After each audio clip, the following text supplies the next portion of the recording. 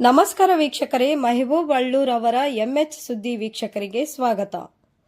ಸಾಮಾಜಿಕ ಕಾರ್ಯಗಳಲ್ಲಿ ಯುವ ಶಕ್ತಿ ಪಾತ್ರ ಮುಖ್ಯ, ಕಾಜಿ ಹೇಳಿಕೆ.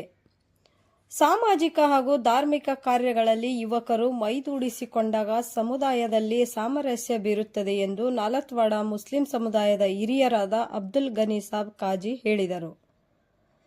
ಈದ್ ಮಿಲಾದ್ ಪ್ರಯುಕ್ತ ಕಾಜಿಗಲ್ಲಿಯ ಯುವಕ ಸಂಘಟಕರು ನಾಲತ್ವಾಡದ ಸಮುದಾಯ ಆರೋಗ್ಯ ಕೇಂದ್ರದಲ್ಲಿ ರೋಗಿಗಳಿಗೆ ಹಣ್ಣು ಹಂಪಲ ವಿತರಣೆ ಕಾರ್ಯಕ್ರಮದ ನಂತರ ಅವರು ಮಾತನಾಡಿದರು.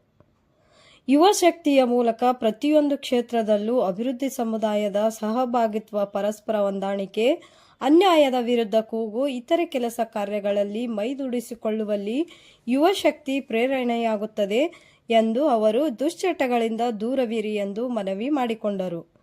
ಈ ವೇಳೆ ಮೌಲಾನಾ ದಾವಲ್ ತೆಗ್ಗಿನಮನಿ, ಯುವ ಜನಸೇನೆಯ ರಫೀಕ್ ತೆಗ್ಗಿನಮನಿ, ಅಬ್ದುಲ್ ಅಜ್ಜಾ ಮುತ್ಯ, ಮೆಹಬೂಬ್ ಅಳ್ಳೂರ್, ಲಚ್ಚೇಸಾ ತೆಗ್ಗಿನಮನಿ, ಹನೀಫ್ ಹವೇಲಿ ಸೇರಿದಂತೆ ಕಾಜಿಗಲ್ಲಿಯ ಯುವಕರಿದ್ದರು.